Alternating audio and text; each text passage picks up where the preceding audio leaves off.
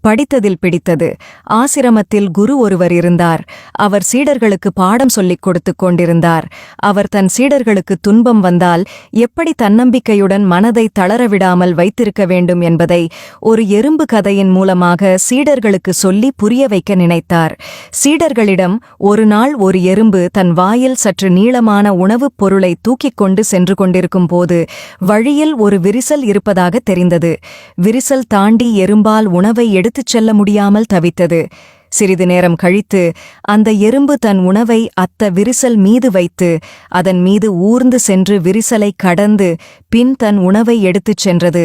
அந்த எறும்பைப் போல் நாமும் நமக்கு ஏற்படும் துன்பத்தையும் பாலமாக வைத்து வாழ்வில் முன்னேறி செல்ல வேண்டும் என்று கூறினார். மேலும் அந்த சிறு எறும்பின் தன்னம்பிக்கை நமக்கு இருந்தாலே நாம் வாழ்வில் எந்த தடையையும் எளிதாக கடந்து செல்ல முடியும் என்றும் நமக்கு ஏற்படும் துன்பமும் காணாமல் போய்விடும் என்றும் கூறி கதையை முடித்தார். சீடர்களும் துன்பத்தை தன்னம்பிக்கையால் வெல்வது எப்படி என்பதை இந்த கதையின் மூலமாக அறிந்து கொண்டனர்.